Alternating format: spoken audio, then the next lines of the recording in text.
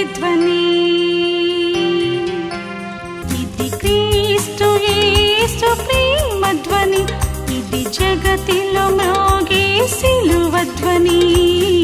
పిలుచుచున్నది ప్రతి వారిని, వినుమా విశ్వసించుమా.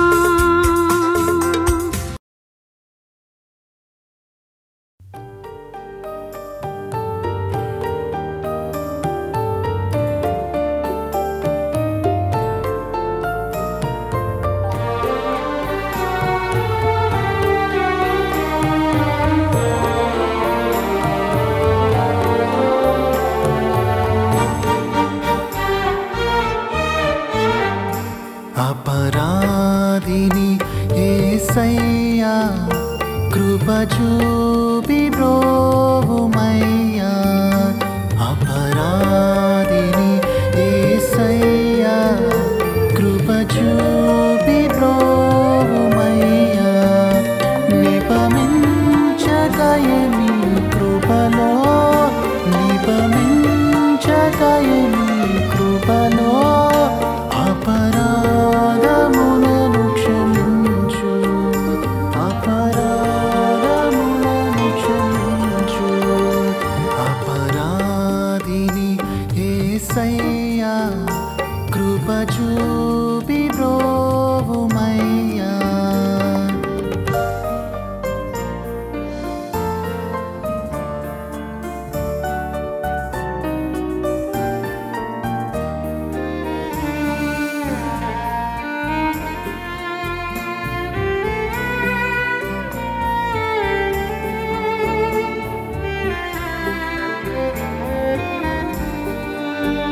సిలువకు నిన్నునే కొట్టి తిని, తులువలతో చేరి తిని. సిలువకు నిన్నునే కొట్టి తిని, తులువలతో చేరి తిని. కలుషంబులను మోపి తిని, కలుషంబులను మోపి తిని. దోషుండనేను ప్రభువా, దోషుండనేను ప్రభువా. అపరాధిని యేసయ్యా కృప చూపి బ్రోవుమయ్యా.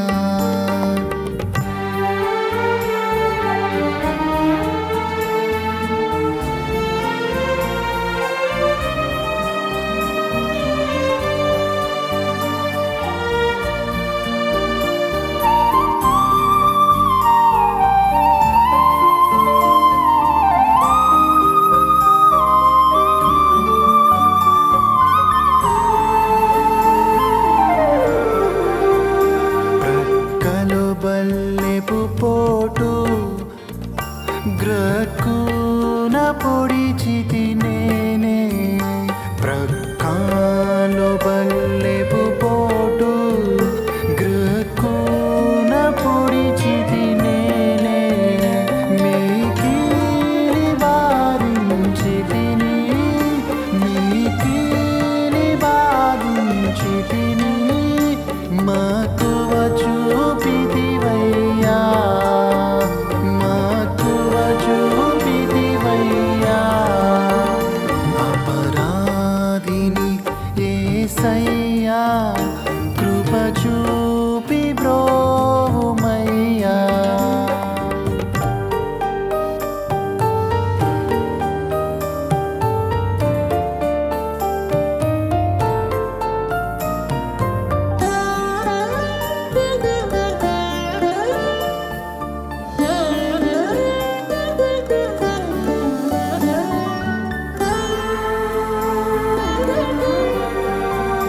శిక్షకు పాత్రుడనయ్యా, రక్షణ తెచ్చితివయ్యా. శిక్షకు పాత్రుడనయ్యా, రక్షణ తెచ్చితివయ్యా. అక్షయ భాగ్యము నీయా, అక్షయ భాగ్యము నీయా.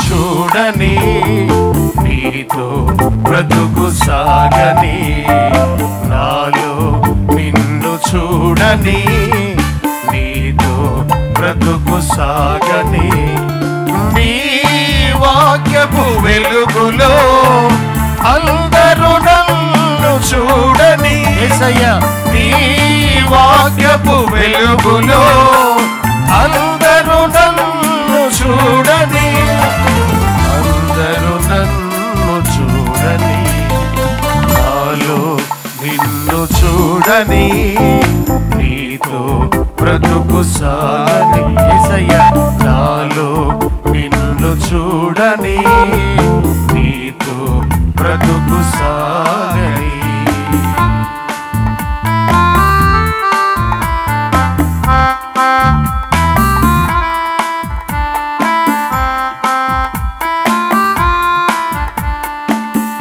లోకమునకు వెలుగుగా అందరికీ ఉప్పుగా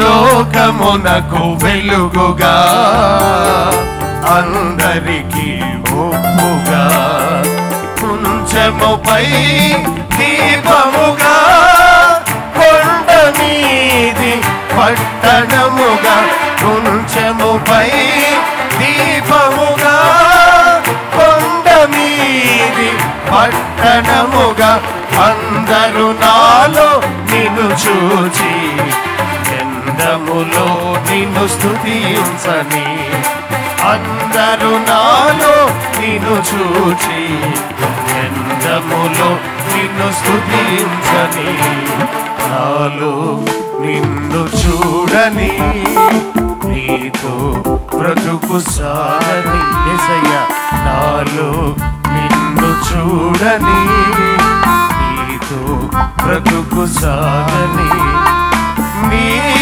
వాక్యపు వెలుగులో అందరూ నన్ను చూడని యేసయ్యా నీ వాక్యపు వెలుగులో అందరూ నన్ను చూడని అందరూ నన్ను చూడని నాలో నిన్ను చూడని నీతో బ్రతుకు సాగని నాలో నిన్ను చూడని నీతో బ్రతుకు సాగని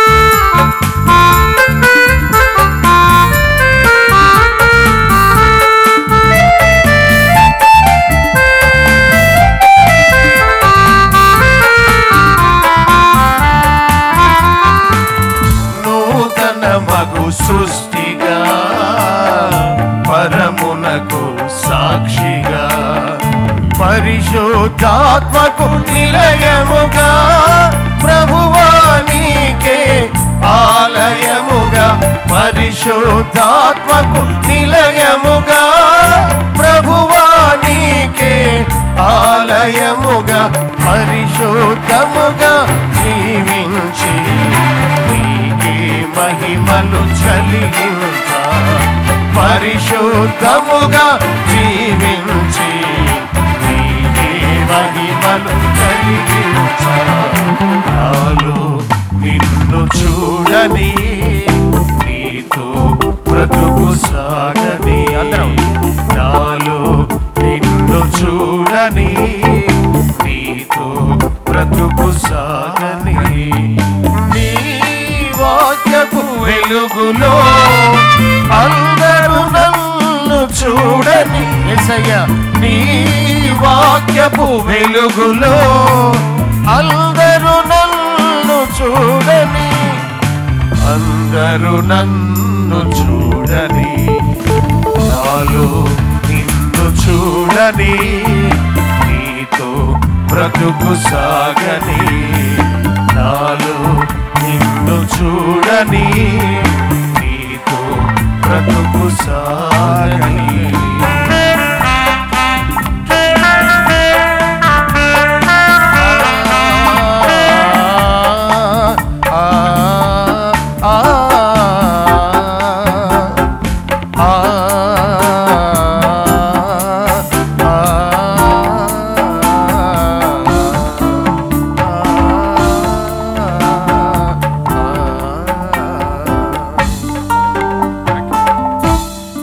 స్తోత్రం, దేవునికి స్తోత్రం.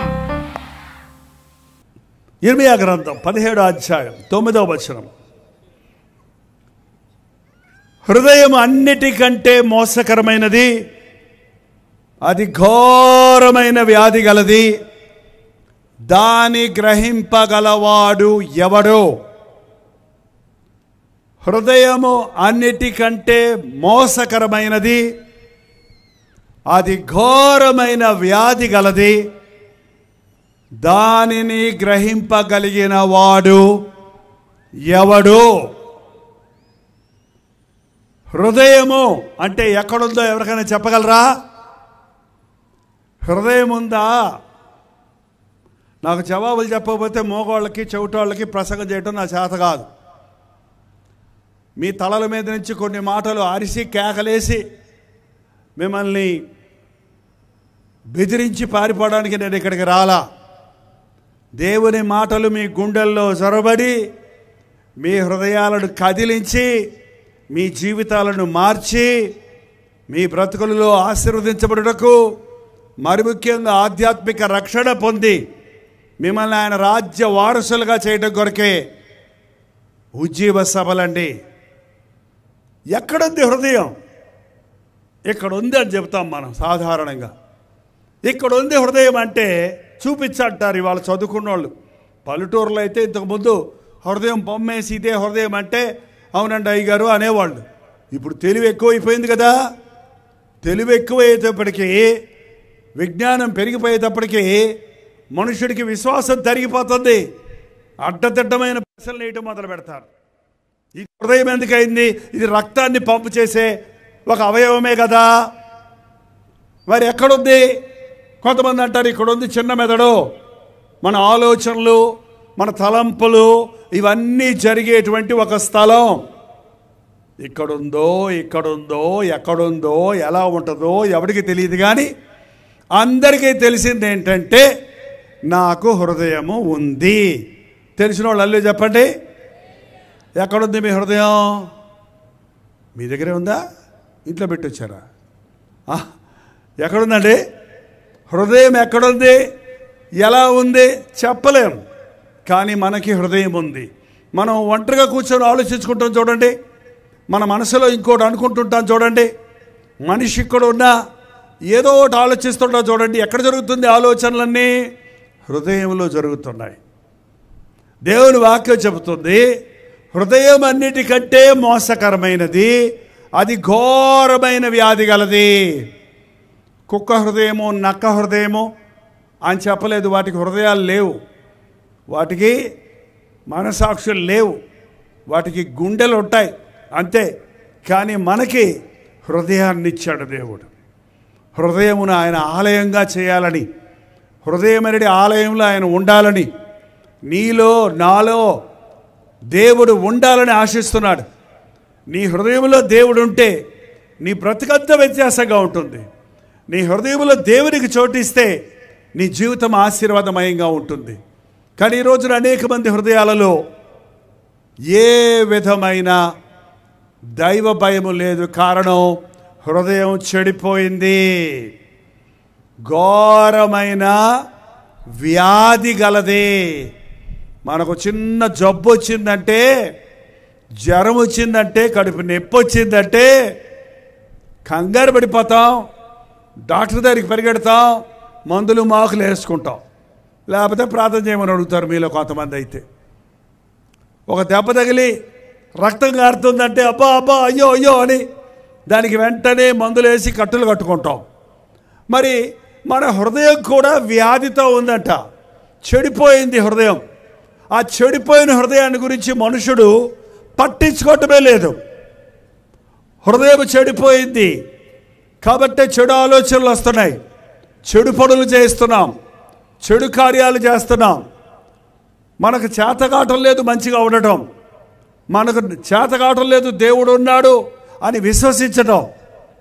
మీరు ఒక జ్వరం వచ్చినోడికి, మంచి హై ఫీవర్ వచ్చినోడికి, ఎక్కువ జ్వరం వచ్చినోడికి ఒక మంచి మైసూరు పాకం, బందర్ లడ్డు తీసుకెళ్ళి ఇచ్చి తినరా అంటే ఏమంటాడు చెప్పండి? తిని నోట్లో పెట్టుకొని ఏమంటాడండి?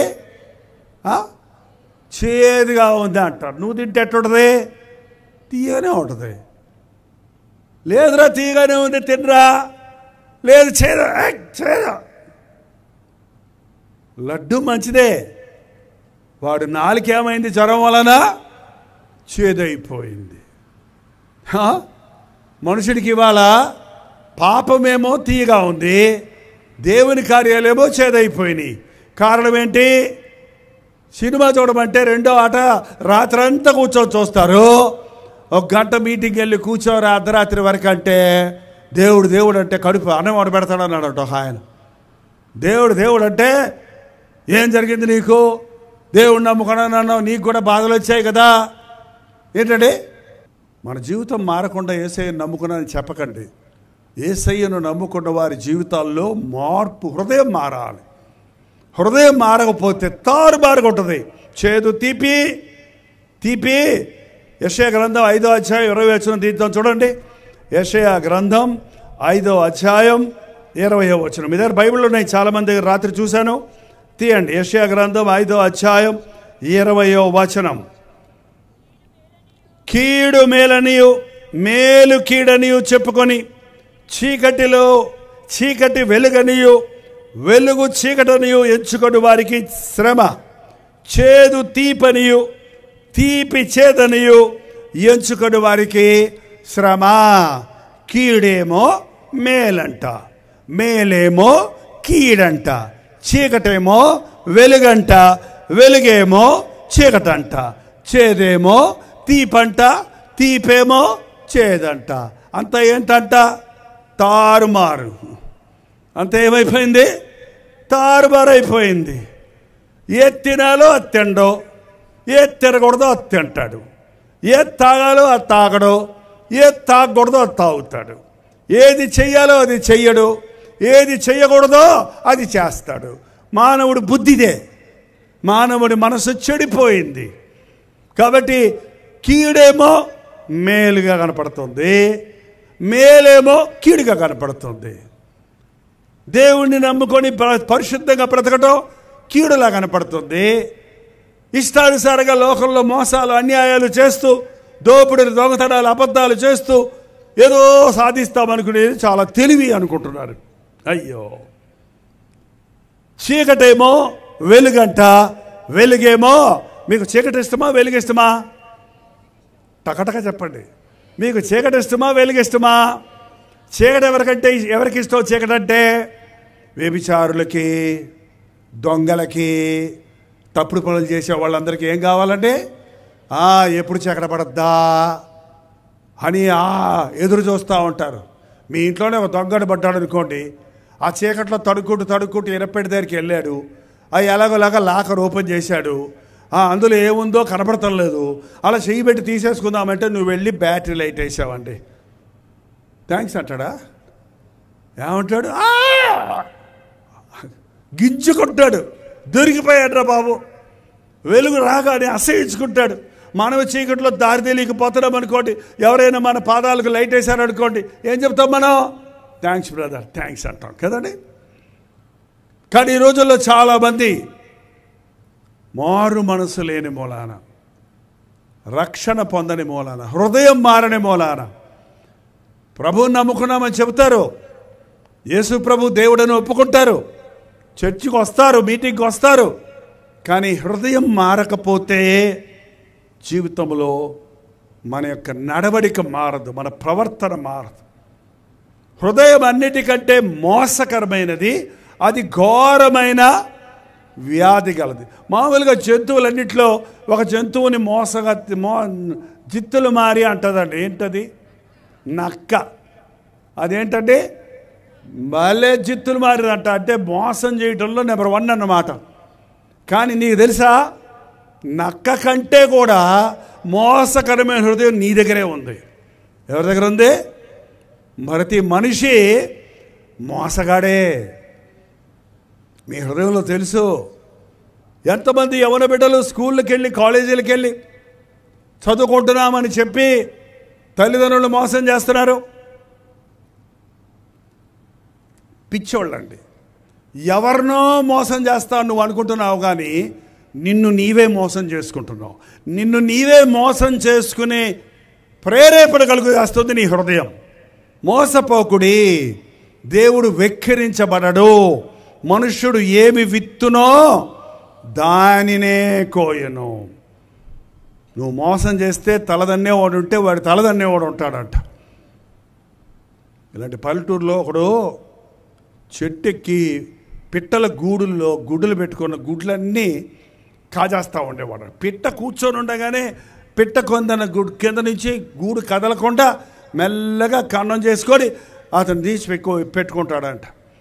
ఒకరోజు అలాగే చెట్టు ఎక్కాడు, గుడ్లన్నీ ఇలా పంచెలో పెట్టుకుంటున్నాడు. పంచెలు కట్టుకుంటారు ఇలాగా సంచిలాగా, దాంట్లో పెట్టుకుంటున్నాడు. కిందకి దిగాడు, చెయ్యి పెడితే ఆ పంచెలో నుంచి చెయ్యి బయటకు వచ్చింది, చిల్లుబడి ఉంది.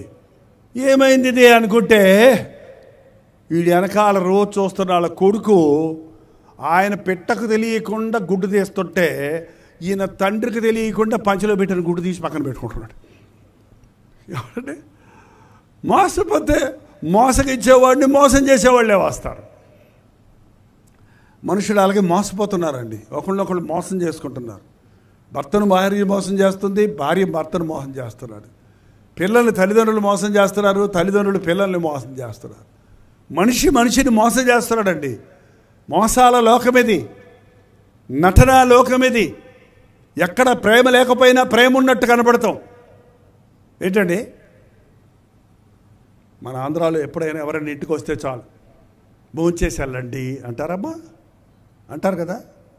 ఊరకే అంటారు. ఇంట్లో గిన్నెల్లో ఏం లేదు, అన్నీ తినేసి కడిగేసి బోర్లో పెట్టేశారు. అయినా కూడా ఏమంటారు మీరు, అయ్యో ఇంత రాత్రి వచ్చారు భోంచేసి వెళ్ళండి.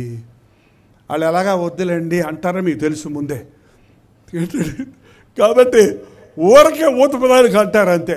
ఒకవేళ అంతగా సరేనండి అన్నారనుకోండి, అయ్యో పాపం ఇంక లేట్ అయిపోతుందండి, మీకు 5 నిమిషాల్లో వండేస్తాను కానీ కుదరదులేండి పాపం, ఎందుకు మీ ఆయన ఇంట్లో ఎదురు రాస్తున్నారు అన్నారు కదా, ఏదో వంక చెప్పి తరుముతారు మళ్ళీ. ఏంటంటే మోసం కదా. అవునంటే ఒక క్రైస్తవుడి మాట అవునంటే అవును, కాదంటే కాదు. పెళ్లి విందులకు వెళ్ళినప్పుడు చూడండి, భోజనాలు పెడతానప్పుడు నీకు సాంబార్ కావాలంటే అడగొచ్చు కదా, ఇదిగో అబ్బాయి ఈ సాంబార్ కావాలంటే ఎందుకు అంటాడు. ఆయనకి కాదు నీకే, అంటే ఆయనకి పోతే నీకు పోస్తారని. కొంచెం వెయ్యిపోతారు అనుకోండి, వద్దులే వద్దులే వద్దులే. ఏంటి ఇట్టా వెయ్యమంటారు వద్దంటున్నారా? అన్ని విషయాల్లో మనుషుడండి అటు ఇటు కాకుండా ఏది చెప్తున్నాడు స్పష్టత లేదు. ఆ మనిషి బుద్ధి తెలుసుకోలేము మనం. ఒక పామును చూడండి, సర్పము, అది ఏ రూపంలో ఉండదు ఎవరైనా చెప్పగలరా? పడుకొని పోతున్నప్పుడు మనిషి ఏ రూపంలో ఉన్నాడు? తిన్నగా ఉన్నాడు, మెలికలు తిరిగిపోతాడు ఇలాగా. కానీ పాము ఎలా పోద్ది? ఏ క్షణానికి ఎడు తిరుగుతుందో తెలియదు. కురుకురు. మనుషులు బుద్ధులు ఎట్టకూడదు అంటే ఈ నిమిషానికి బాగుంటాడు, మరో నిమిషాలు ఎట్టుంటాడో తెలియదు. మూడ్ అంటాడు. మళ్ళీ మనుషులకి ఏమంటే ఇంగ్లీష్ మాట, వాడు 3 బాగలేదు రోయ్, ఇప్పుడు పోకరోయ్.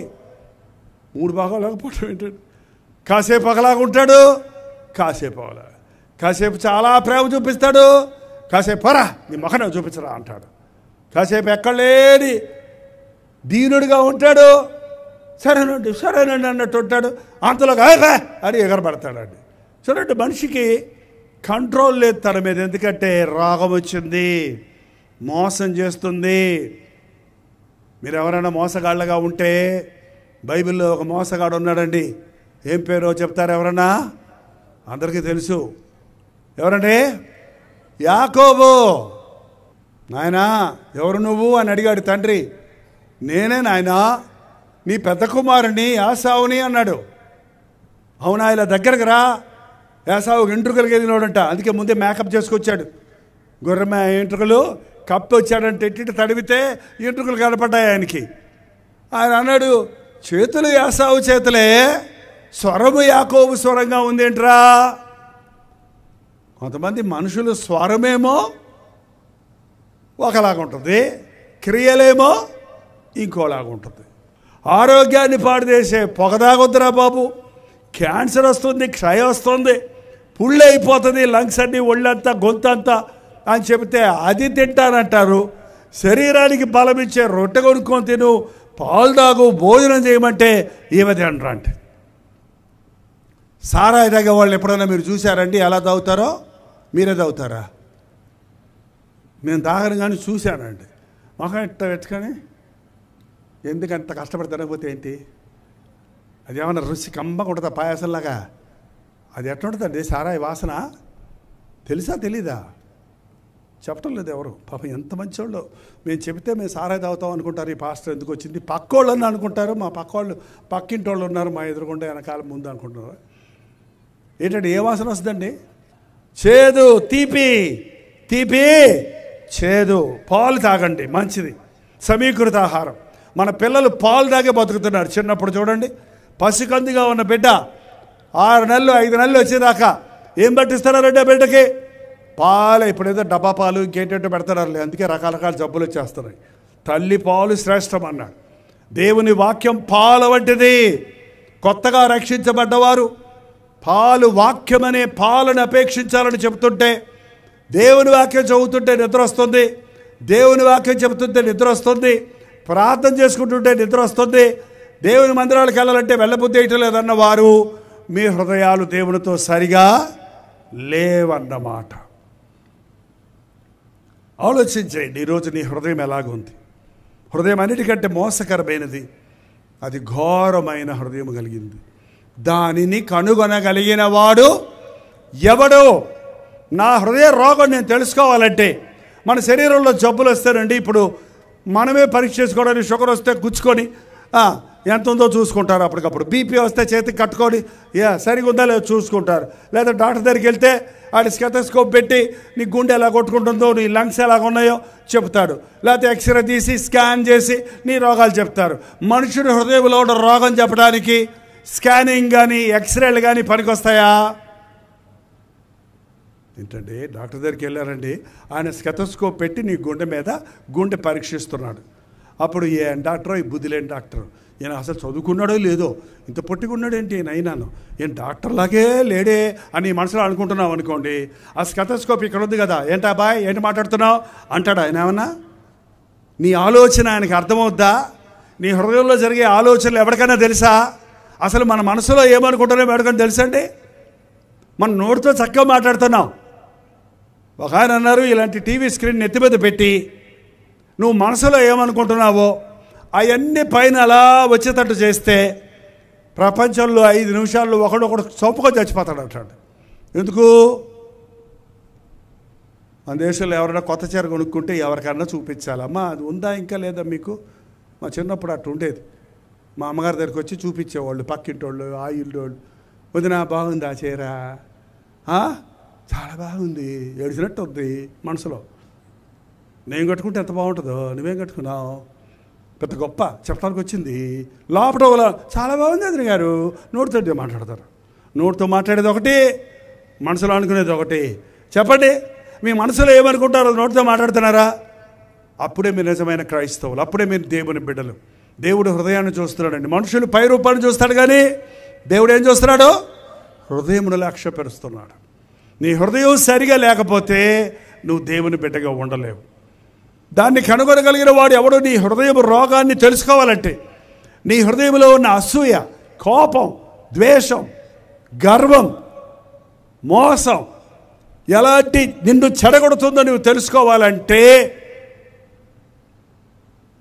తెలుసుకోవాలని ఆశ ఉన్నవాళ్ళు అల్లే చెప్పండి. నా హృదయం ఎలాగుందో తెలుసుకోవాలని ఆశగా ఉంది అన్నవాళ్ళు హల్లెలూయా చెప్పండి. ఈరోజు మీరు ఇంటికి వెళ్ళినంటే ఈ ప్రార్థన చేయండి, మీ హృదయాన్ని దేవుడు మీకు చూపిస్తాడు. కీర్తన 139 23-24 వచనాలు. దేవా, నన్ను పరిశోధించి నా హృదయమును తెలుసుకొనుము. దేవా, నన్ను పరిశోధించి నా హృదయమును తెలుసుకొనుము. నన్ను పరీక్షించి నా ఆలోచనలు తెలుసుకొనుము. నిన్ను నీవు తెలుసుకోవాలంటే నీవు నీ దేవుని ముందు మోకరించి నీ హృదయాంతరేంద్రియాలను పరిశీలించే దేవుని సన్నిధిలో నువ్వు ప్రార్థించాలి. ప్రార్థించే వాళ్ళు శుద్ధ హృదయులు అవుతారు. ప్రార్థించే వాళ్ళు తమ తప్పులు తెలుసుకుంటారు, వాటిని ఒప్పుకుంటారు, పశ్చాత్తాపడతారు, రక్షించబడతారు. నీ స్థితి నువ్వు తెలుసుకోవాలంటే ఏ మనుషుడు నీ సంగతి, నీ హృదయ సంగతి చెప్పలేడండి. ఏ వైద్యుడు చెప్పలేడు. నీ మనసులో ఉన్నది చెప్పగలిగిన వాడు నిన్ను సృష్టించిన సృష్టికర్త ఒక్కడే.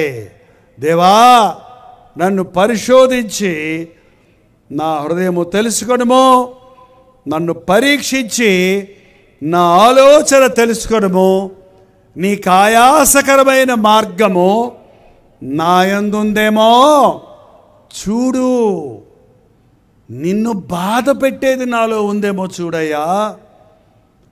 ఎప్పుడైనా మీరు దేవుని సందులో కూర్చొని నా హృదయం సరిలేదయ్యా, నా ఆలోచనలు సరిలేవు ప్రభా, నాలో ఎప్పుడు చూసినా ఇతరుల మీద కించపరిచే, ఇతరులను విమర్శించే, ఇతరుల మీద అసూయపడే, ఇతరులను దూషించే, ఇతరుల మీద హెచ్చించుకునే చెడ్డ మనసు నాలో ఉందయ్యా, నా హృదయాన్ని బాగు చేయయ్యా. నా హృదయం ఎప్పుడు శరీరేచ్ఛలు కోరుతుందయ్యా, కామ సంబంధమైన కార్యాలను ఆశిస్తుందయ్యా, మోసము, అన్యాయము, ఇలాంటి నీచ కార్యాల కొరకు నేను ప్రయాసపడుతున్నానయ్యా, నా హృదయం మార్చయ్యా అని మీరు ప్రార్థిస్తే యేసు ప్రభు హృదయాలను మార్చగలిగిన వాడండి. హృదయం అన్నిటికంటే మోసకరమైనది, అది ఘోరమైన వ్యాధి గలది. దానిని గ్రహించుకొనగలిగిన వాడు ఎవడో? మోకరించి ప్రార్థించేవాడు తన హృదయాన్ని తాను తెలుసుకోగలుగుతాడు, తన హృదయ స్థితిని తాను ఎరగగలుగుతాడు. రెండవది, హృదయం ఎలాగుందో తెలుసుకోవాలన్నవాడు మీ ముఖం ఎలాగుందో తెలుసుకోవాలనుకుంటే ఏం చేయాలి చెప్పండి? ఎక్కడికి వెళ్తారండి? అద్దం దగ్గరికి వెళ్తారు.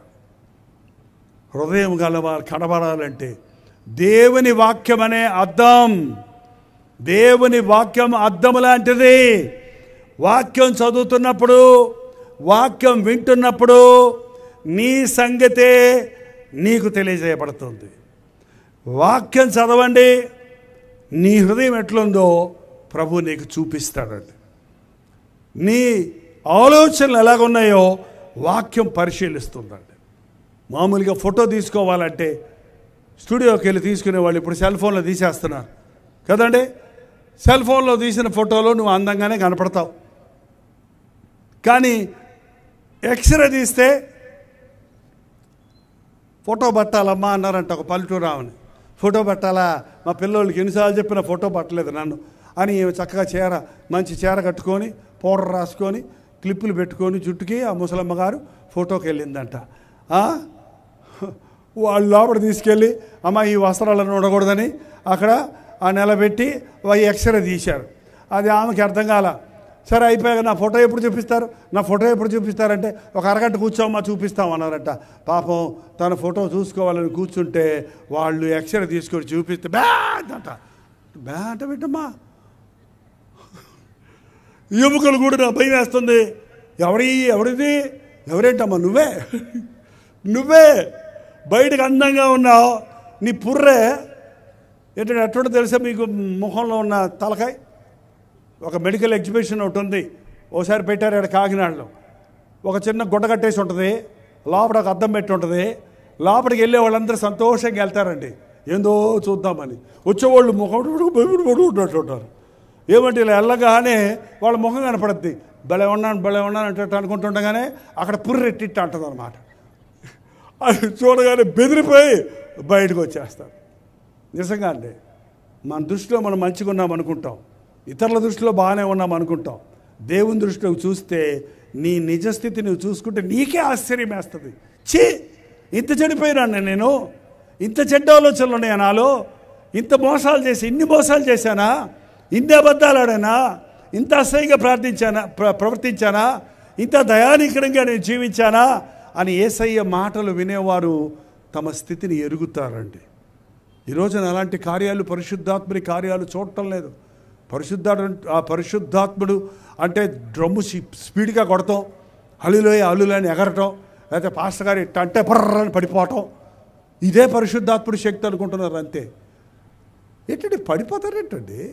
దెయ్యం దేవుని ముందు నిలబడలేదు కాబట్టి యేసునామంలో పో అంటే దెయ్యాలు కింద పడి గిలగల కొట్టుకుంటాయి. వాటిని వదలగొట్టి ఆ బిడ్డలు లేవనెత్తి కాసి నీళ్ళు తప్పించి, ఏమ్మా నీ పేరేంటమ్మా? నా పేరు మారి అండి. మరి ఇందాక ఏంటమ్మా దొరకన్నావు? ఇందాక ఏదో దెయ్యం పట్టింది. మగోడు ఒక దెయ్యం వెళ్ళగొడుతుంటే నేను బాగా ఆడాం కదా, ఏంది మగోడు భాషలో మాట్లాడుతుంది. ఎవరివయ్యా నువ్వు? బతకండనే. ఏసే నామంలో యేసు ప్రభు నమ్ముకుంటుంది, వదిలిపెట్టి పో. సరే పోతాలే, ఇంటికి రాని చూసుకుంటా. మళ్ళీ చూసుకుంటుందంట. ఏంటమ్మా అసలు ఏంది నీ సంగతి అంటే, ఆమె ఒక బస్సు కండక్టర్తో అక్రమ సంబంధం పెట్టుకుంది. వాడేమో యాక్సిడెంట్ అయి చచ్చిపోయాడు.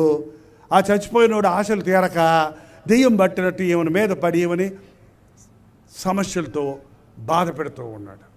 మన ఆత్మ మీద ఇంకొక దురాత్మ వచ్చి కూర్చుంటే మనం చేయాలనుకుని చేయలేమన్నమాట. మనుష్యుడు దెయ్యాలకు చోటిచ్చి తన ఆధ్వర్యంలో తాను లేకుండా సాతాను చెప్పిన ఆధ్వర్యంలో ఉండడం వలన అంతకంతగా చెడిపోతున్నాడండి. అంతకంతగా చెడ్డ కార్యాలు చేస్తున్నాడు. నేను చేయాలనుకున్నది చేయలేకపోతున్నాను, నేను మంచిగా ఉండాలని ఉండలేకపోతున్నాను, నేను ప్రార్థన చేసుకోవాలనుకుంటున్నాను, కళ్ళు మూసుకోగా నాకు భయం వేస్తుంది, నేను ప్రార్థన చేసుకోలేకపోతున్నానంటే ఏదో దురాత్మ నీ మీద ప్రభావం చూపిస్తుందన్నమాట. యేసయ్య దగ్గరికి వెళ్తే ఆయన మాటలు వింటుంటే మనలో ఉన్న దురాత్మలు బయటకు వస్తాయి. మన నిజ స్థితి బయటపడుతుంది. మన తప్పులు మనం తెలుసుకుంటాం. మీకు తెలుసండి, యేసు ప్రభు నిజంగా పరిశుద్ధాత్మని కార్యం జరిగినప్పుడు, పరిశుద్ధాత్ముడు మన మీదకి వచ్చినప్పుడు ఏం చేస్తాడో చూడండి. యోహాను సువార్త 16వ అధ్యాయము, యోహాను సువార్త 16వ అధ్యాయము 8వ వచనం అండి.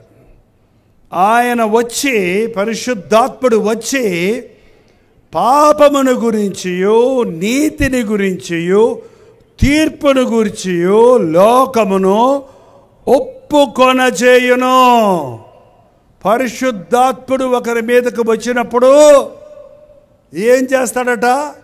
వారి పాపమును గురించి ఒప్పిస్తాడు. అంతవరకు నీ పాపము నీకే తెలీదు, నీ హృదయ స్థితి నీకే తెలీదు. పరిశుద్ధాత్ముడు నిన్ను నీ మీదకు వచ్చినప్పుడు నీ హృదయాన్ని నువ్వు ఎరుగుతావు, నీ స్థితిని నువ్వు ఎరుగుతావు, నీ తప్పును నువ్వు ఒప్పుకుంటావు. పాపముని గురించి, నీతిని గురించి. నీతి అంటే దేవుని నీతి. నువ్వు ఎంత పాపివో దేవుడు ఎంత పరిశుద్ధుడో, నువ్వు ఎంత నీచుడవో ఆయన ఎంత గణుడో, నీవెంత చెడిపోయిన వాడివో ఆయన ఎంతగా నిన్ను క్షమించేవాడు అని పరిశుద్ధాత్ముడు నీ స్థితిని, నీ పాపాన్ని గురించి, దేవుని పరిశుద్ధత గురించి, అలాగే తీర్పుల గురించి, ప్రభువు నీ తప్పును ఒప్పింపజేస్తున్నప్పుడు నువ్వు ఒప్పుకుంటే, యేసు ప్రభువు నీ రక్షకుడిగా స్వీకరిస్తే నీకు తీర్పు లేదు. యేసయ్య మాటలు విని ఆ మాట ప్రకారంగా నడుచుకోకపోతే ఇప్పుడు ఏమి జరగదేమో నీకు, కానీ ఒకరోజు మనమందరము దేవుని సింహాసనం ముందు నిలబడాలి. ఈ దేహముతో చేసిన ప్రతి దాని విషయమే ఆయనకి లెక్క చెప్పాలి. అయితే యేసుక్రీస్తును నమ్మిన వారికి ఏ శిక్షా విధి లేదు. ఎందుకంటే నీ శిక్షను ప్రభు సెలవులో భరించాడు. నీ పాపం కోసం ఆయన సెలవులో పరిహారం చేశాడు. నువ్వు అది నమ్మినప్పుడు, నీ పాపం ఒప్పుకున్నప్పుడు దేవుని వాక్యం చెబుతుంది, మన పాపములను మనము ఒప్పుకొనిన ఎడల ఆయన నమ్మదగిన వాడు, నీతిమంతుడు కనుక మన సకల దుర్నీతి నుండి మనల్ని పవిత్రులుగా చేయును. యేసుక్రీస్తు రక్తము ప్రతి పాపము నుండి మనల్ని పవిత్రపరచును.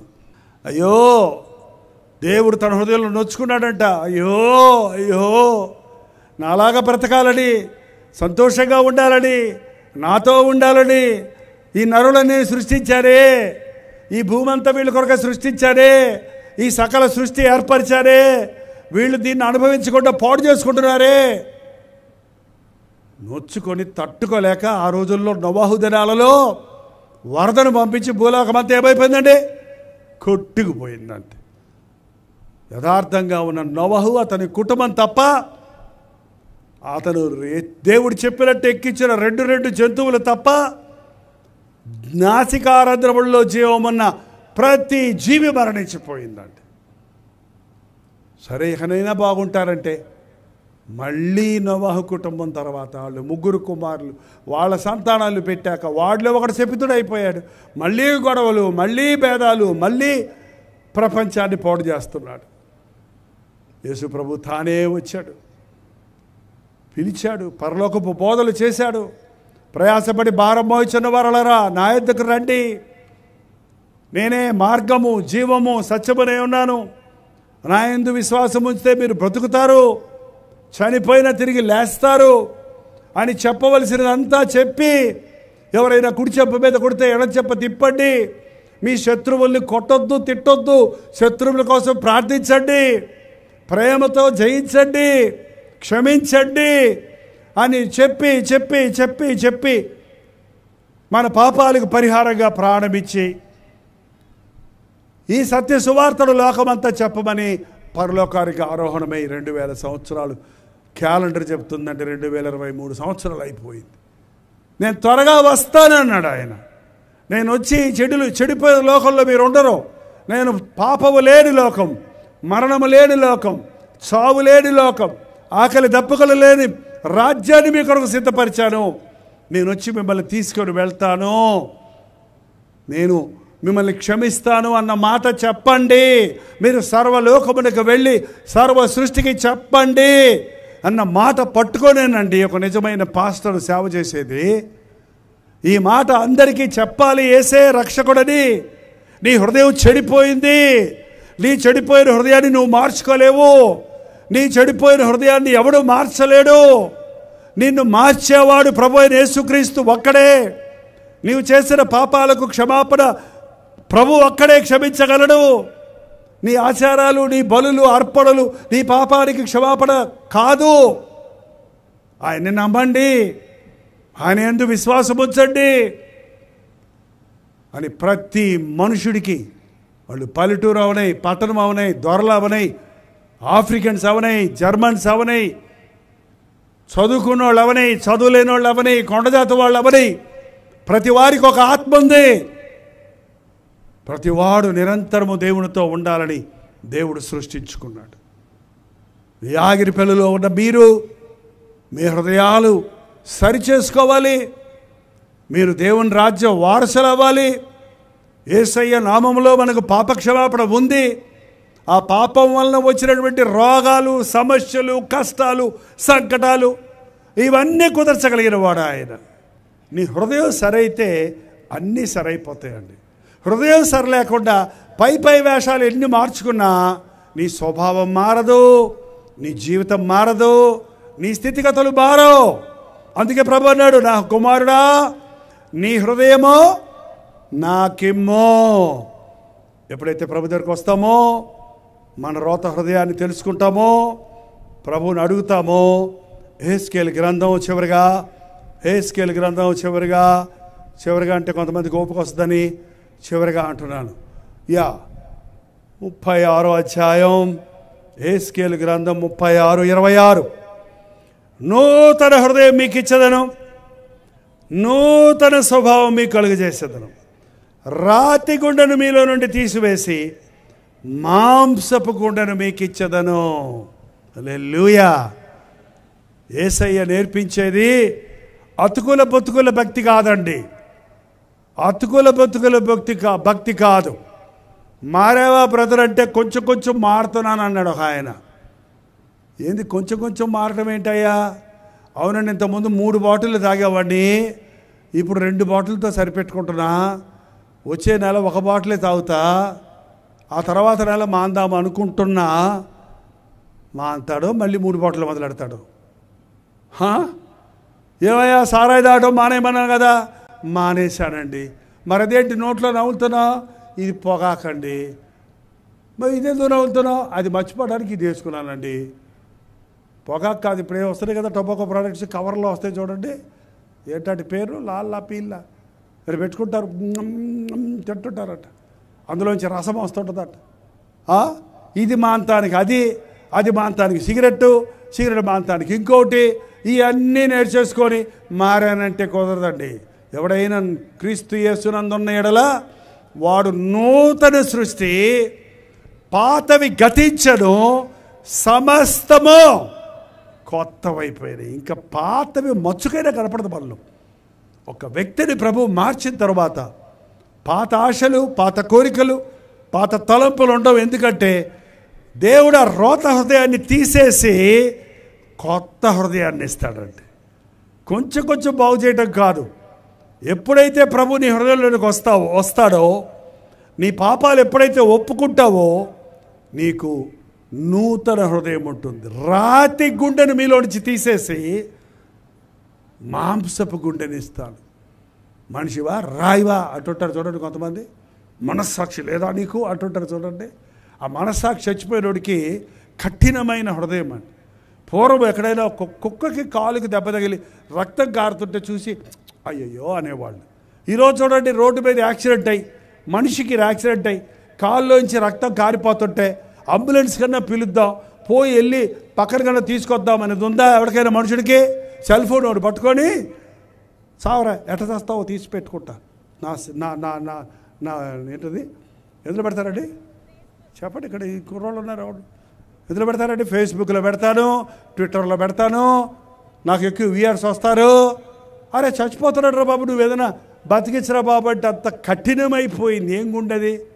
ఏం గుండె అండి? జాలి, దయ, కనికరము, ప్రేమ లేని గుండె రాతి గుండె కాదా? ఒక దొరగారు, తెల్ల దొరగారు మన ఇండియా వచ్చారటండి. ఆయనకి జంతువులంటే చాలా ఆశ. మన దేశంలో ఉన్న జంతువులంటే ఇంకా ఆశ. ఒక కోతిని, ఒక నెమిల్ని, ఒక పిల్లిని, ఒక కుక్కని అన్నీ కొనుక్కొచ్చుకొని ఇంట్లో దానికి చక్కగా అరలు చేసి పెట్టుకున్నాడు. ఒక రోజు రోడ్డు మీద వెళ్తుంటే ఆయనకి పంది పిల్ల కనపడింది. పంది పిల్లని చూడంగానే వాళ్ళ దేశంలో పందులు మన పందుల్లాగా ఉండవండి, అవి తెల్ల సేమ పందులు అంటారు చూడండి. మన పందిని చూడగానే నల్ల పందిని ఆయనకి చాలా ఇష్టమైపోయిందంట. పక్కనే పనోడు ఉన్నాడంట, ఆయనతో వచ్చి రాని తెలుగులో ఓ ఎంకన్నా ఆ పంది పిల్ల నాకు కావాలను అన్నాడంట. పక్కన ఎంకన్నా అన్నాడు, ఏంటయ్య గారు దాని సంగతి మీకు తెలియదండి, అది పందండి బాబు, అందుకే నాకు కావాలను అంటున్నాడు మళ్ళీ పైగా. అరే అది పెంట తింటదండి, అది వాసనండి, అదంతా నాకు తెలియదు, అది నాకు కావాలను, ఎంత ఖర్చు అయినా పర్వాలేదు, ఇదిగో డబ్బులు కొనుక్కురా. ఆయన గోడు పడలేక పంది పిల్లని కొనుక్కొస్తే ఓ ఇది వాసన కొట్టుచున్నది అని చెప్పి ఆయన దగ్గర ఉన్న పెద్ద ఫారెన్ సబ్బు ఇచ్చి, సెంట్ ఇచ్చి, దానికి స్నానం చేయించి, దానికి ముక్కుబళ్ళు చొక్కా కుట్టించి, దాని ముక్కుకు ఒక బంగారపు కమ్మి పెట్టించి, అది పంది పిల్లని చూసుకొని ఓ నా పంది పిల్ల నువ్వు ఎంత అందంగా ఉన్నావు అని ముద్దు పెట్టుకోవడం మొదలుపెట్టాడంట. సరే కొన్ని రోజులు బాగానే ఉంది, దానికి ఒక గది, దానికి ఒక అర, దానికి బిస్కెట్లు, దానికి ఏదో తిండి దుంపలు అవి పెట్టాడు. రోజు బయటకు నడకెళ్తాడంట. కుక్క పిల్లని ఒకసారి, పిల్లని ఒకసారి తీసుకెళ్తుంటే ఓ రోజు అన్నాడట, రోజు కుక్కను తీసుకొని వెళ్తున్నాను, ఇవాళ పందిని తీసుకొని వెళ్తాను అన్నాడంట.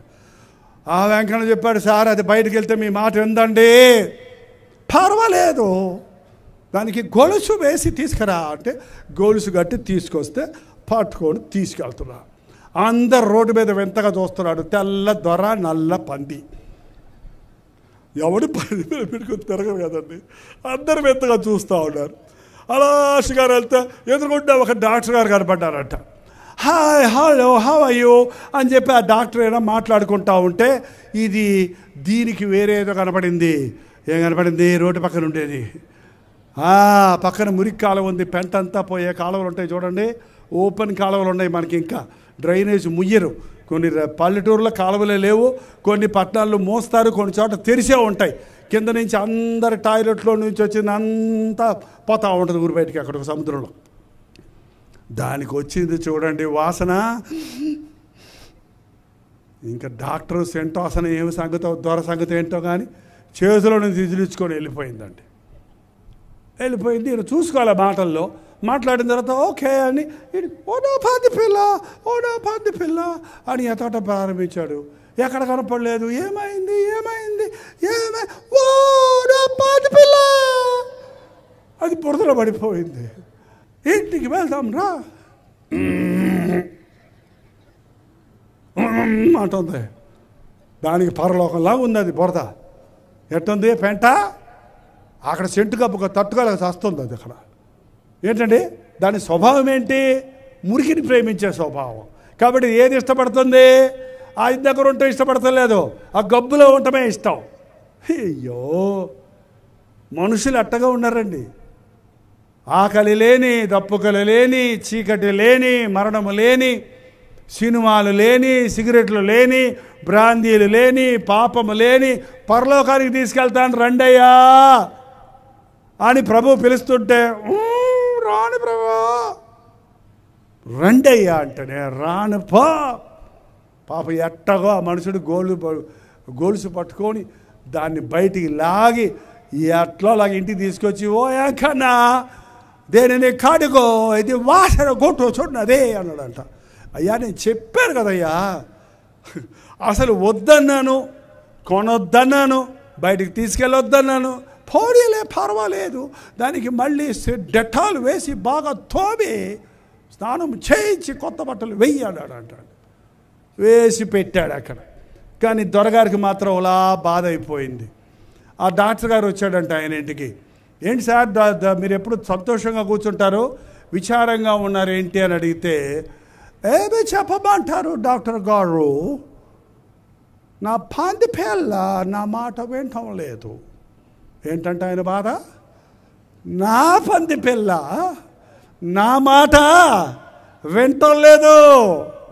ఆకాశమా ఆలకించు, భూమి చెవియొగ్గు, నేను పిల్లలను పెంచి గొప్పవారిగా చేశాను, నా ప్రజలు నన్ను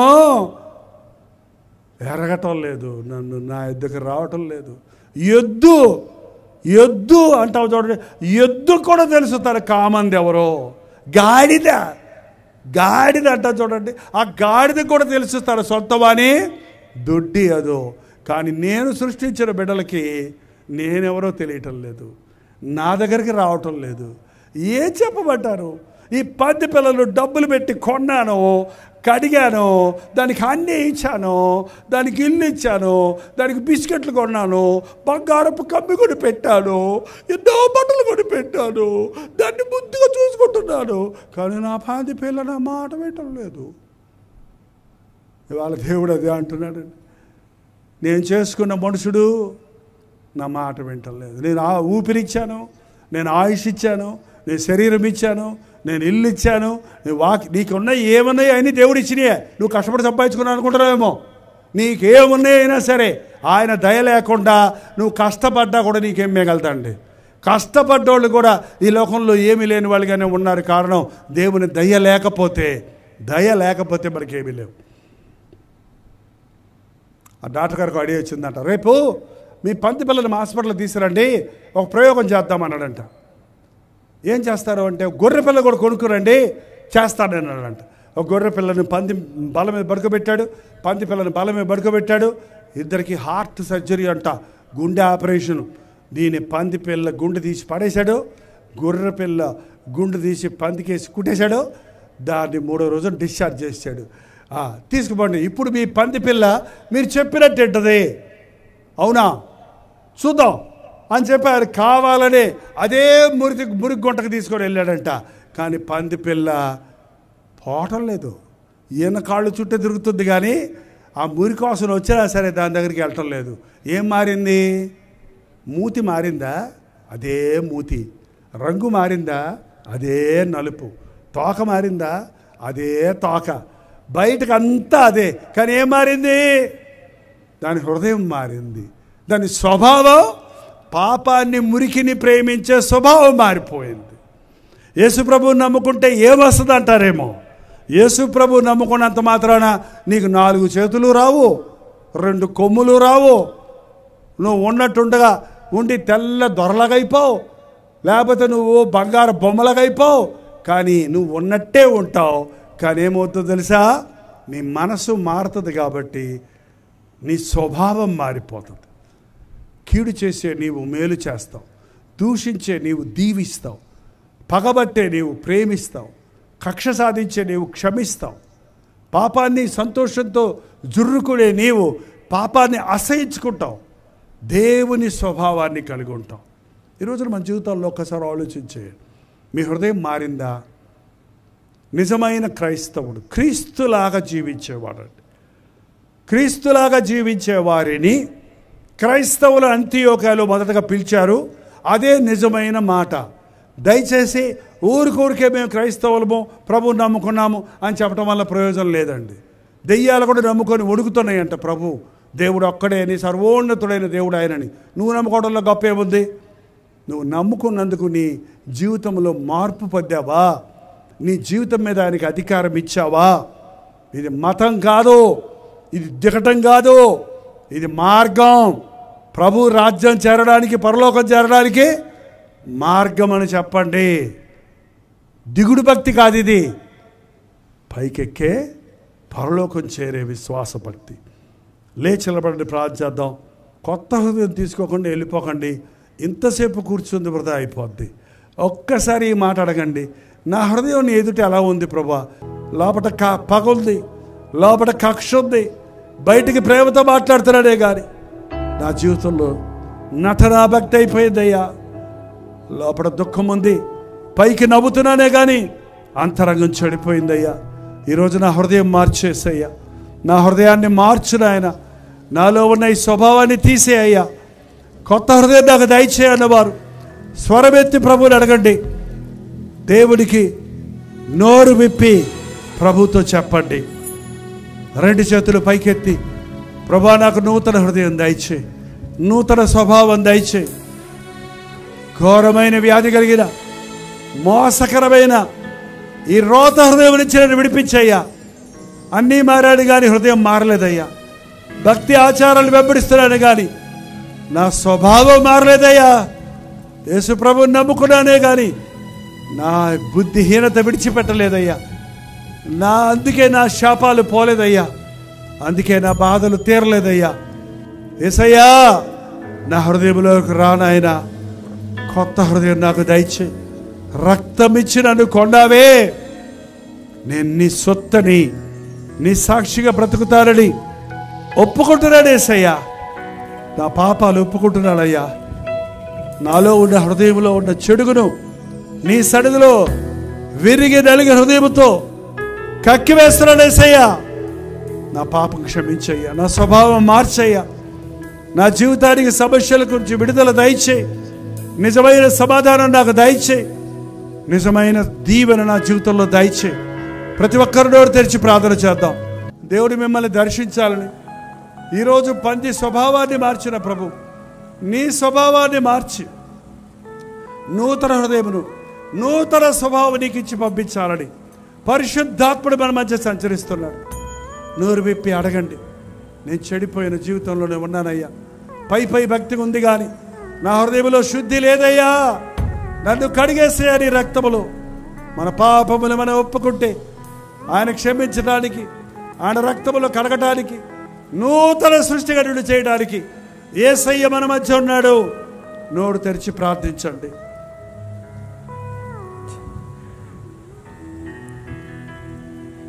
నా పాపం అపరాధం నా నుండి దూరము చేయుదు అని, నా భయము అవమానం బిడియమును తొలగించి వేదువని, నా గతము జ్ఞాపకము నీ మదిలో ఇక దాచుకోవని, నిన్నెరిగి ధైర్యముగా నీ ముందు నే నిలబడి ఉన్నాను. నీ శరణు కోరు వారిని త్రోసివేయవు. కృపగల మహాదేవా నన్ను మన్నించుము. సదా కృతజ్ఞత స్తుతులు నీకే అర్పింతును. సర్వ మహిమ ప్రభావము నీకే చెల్లును. నూతన హృదయ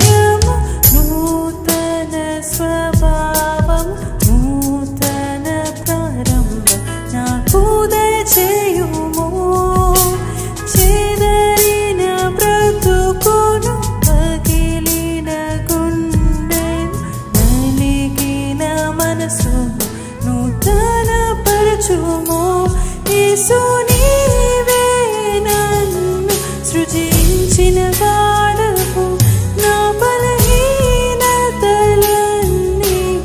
ఎరిగి ఉన్నావు రాత్రి గుండెను నాలో తీసివేయుము అతి మెత్తని హృదయము దయచేయుము నూతన హృదయము నూతన స్వభావం నూతన ప్రారంభం నాకు దయచేయుము చెదరిన బ్రతుకును పగిలిన గుండెను నలిగిన మనసు నూతన పరచుము ప్రతి ఒక్కరు నోరు తెరిచిన ఆయన నూతన స్వభావం నాకు దయచేయ్యా నూతన హృదయాన్ని నాకు దయచేయ్యా నా పాత రోత హృదయం ఎంత హీనమైనదో ఎంత చెడిపోయినదో ఈ రాత్రి నేను తెలుసుకున్నటకు నా పాపములు ఒప్పుకొని విడిచిపెట్టుటకు నీవిచ్చు నూతన హృదయమును పొంది వెళ్ళుటకు నాకు సహాయం చేయసయ్యా అని ఎలుగెత్తి దేవునితో చెప్పండి. నోరు తెరవాలి. మీరు కొందరు నోరు తెరవలేదండి. మీ కుడి చేతి చూపించండి. నాకు నూతన హృదయం కావాలి. ఈ రాత్రి ప్రభు నన్ను దర్శించాలి. ఇక మీదట నేను ఆయన కొరకు జీవిస్తాను. పాత పితృ పారంపర్యమైన వ్యర్థ ప్రవర్తన విడిచిపెడుతున్నాను. నా చేత కావడం లేదు ఈ పాపంలో నుండి బయటపడటం. నా యేసయ్య నా స్వభావం మార్చాలని, నాకు కొత్త హృదయం ఇవ్వాలని, పందిలాగా నీచమైన వాటిని కాక ప్రభు బిడ్డగా ఉన్నతమైన వాటిని ఆశించాలని, పాపమును ప్రేమించేవారిగా కాక ప్రభువును ప్రేమించేవాడిగా నేను ఉండాలని, భూలోకానికే కాక పరలోక రాజ్య వారసుడు అవ్వాలని నేను ఆశిస్తున్నానన్న వారు మీ కుడి చేయి ఎత్తే ఉంచండి. ఈ రాత్రి పరిశుద్ధాత్ముడు ఒక అద్భుతం జరిగిస్తున్నాడు. మీ మనస్సాక్షి ఒప్పిస్తున్న పాపాన్ని ఒప్పుకోనండి. మీ హృదయంలో మీరు చేసిన తప్పులు గుర్తొస్తుంటే అది పరిశుద్ధాత్ముడి కార్యం. అవునయ్యా నేను అబద్ధకుడిని, అవునయ్యా నేను వ్యభిచారిని, అవునయ్యా నేను దొంగని, అవునయ్యా నేను తాగుబోతుని, అవునయ్యా నేను మోసగాడిని, అవునయ్యా నేను కఠిన హృదయం కలిగిన దానను, అయినా నన్ను క్షమించయ్యా, నా హృదయాన్ని మార్చయ్యా అని నోరు తెరిచి అడగండి. శుద్ధ హృదయం మీకు ఇస్తాడు. మంచి మనస్సాక్షిని మీకు ఇస్తానికి, దేవుని కొరకు సాక్షులుగా జీవించినట్లు, శాంతి సమాధానాలతో వర్ధిల్లునట్లు, సకల ఆశీర్వాదాలతో దీవించబడినట్లు పరిశుద్ధాత్ముడు నిన్ను అభిషేకించడానికి రాత్రి మన మధ్య ఉన్నాడు. యేసయ్యా నన్ను ముట్టయ్యా, నన్ను ముట్టయ్యా అన్నవారు మీ కుడి చేయి ఎత్తి నోరు తెరిచి ప్రభుతోటి ఆ మాట చెప్పండి. పరిశుద్ధుడా, ప్రేమగలిగిన తండ్రి, ఒక్కసారి మమ్మల్ని చూడయ్యా. నిన్ను ప్రేమిస్తూ నీ మాట వినాలని, నీ కొరకు బ్రతకాలని ఆశిస్తూ ఉన్నప్పటికీ ఇంకా హృదయాలు మారని స్థితిలో ఉన్నవారిని, పరిశుద్ధపరచబడిన జీవితాలలో ఉన్నవారిని ఈ రాత్రి నజరేయుడైన యేసుక్రీస్తు నామములో విడుదల చేయించున్నామయ్యా. రోత హృదయం నుండి మమ్మల్ని తీసివేయను ఆయన, రాతి గుండెబాల నుంచి తీసివేయ్యా. నూతన హృదయాన్ని మాకు దయచేయము తండ్రి. ఈ ప్రార్థన నుంచి మేము బయటకు వెళ్ళినప్పుడు మా మాటలు, మా ఆలోచనలు, మా నడవడిక, మన స్వభావం మారిపోనట్లుగా దేవుని మనస్సును కలిగిన వారిగా పరిశుద్ధులుగా బ్రతుకున్నట్లుగా పరిశుద్ధాత్మ కార్యాన్ని మా హృదయాల్లో జరిగించుకో. మమ్మల్ని సృష్టించిన సృష్టికర్తవి, మేము చెడిపోయినప్పుడు మమ్మల్ని రక్తం ఇచ్చుకున్నవి మోచనకర్తవి. మమ్మను అనాథలుగా విడువను, మమ్మను అపవాదికి దాని అనుచరులకు సిద్ధపరిచిన అగాధములోనికి వెళ్ళనివ్వనని మా కొరకునైనా ప్రాణాన్ని పెట్టి రక్తాన్ని చిందించి మా దోషములను, మా పాపములను నీ రక్తములో కడిగి హిమము కంటే తెల్లగా, శుద్ధులుగా, పరిశుద్ధులుగా చేసినందుకు వందనములయ్యా. నిజ క్రైస్తవులుగా మేము ఈ లోకంలో జీవించుటకు, యేసును బోలే జీవించుటకు మాకు సహాయము చేయము. యేసు క్రీస్తు నామములో అడుగుచున్నాను తండ్రి, ఆమేన్. మన తండ్రి అయిన దేవుని యొక్క ప్రేమయు, కుమారుడైన క్రీస్తు యొక్క కృపయు, ఆదరణకర్త అయిన పరిశుద్ధాత్మ యొక్క సహవాసమును కూడి వచ్చిన మనందరికీ ఇప్పుడును సదాకాలమును లైవ్లో ఏకీభవిస్తున్న వారికి తోడై ఉండను గాక. ఆమేన్, ఆమేన్, ఆమేన్. కల్వరి దర్శనం, ప్రేమకు నిదర్శనం, దైవ ప్రేమకు నిదర్శనం. తెలుగు, తమిళ, హిందీ, మలయాళం, బెంగాలీ, ఒరియా అనే 6 భాషల్లో టెలివిజన్ ప్రోగ్రామ్స్ కొనసాగుతూనే ఉన్నాయి. భారభరితమైన పరిచయంలో మీరు సహకరించాలని ఆశిస్తే, ప్రభు మిమ్మల్ని ప్రేరేపిస్తే మీ విరాళాలు, కానుకలు డాక్టర్ జై ఫౌండేషన్స్ అనే ట్రస్ట్ నెంబర్కి మీరు పంపించవచ్చు. అవి నేరుగా టీవీ ఛానల్స్కి వెళ్తాయి. అందులో ఏది మేము మా సొంత ఖర్చుల కొరకు ముట్టుకోవటం లేదు, వేరే పరిచయ కొరకు ముట్టుకోవటం లేదు. టెలివిజన్ పరిచయలో ఇంకా సువార్త వెళ్ళని వారికి అది అందించాలని ఆశతో ఒక 20 సంవత్సరాలుగా కొనసాగుతున్న పరిచయం కొరకు ప్రార్థించండి, మీ సహకారాన్ని అందించండి. ఈ విషయం మీకు ఇంకా వివరాలు కావాలంటే 89393939 అనే నెంబర్కి మార్నింగ్ 10 నుంచి ఈవినింగ్ 10 లోపల మీరు ఫోన్ చేయండి, వివరాలు మీకు తెలియజేస్తాం.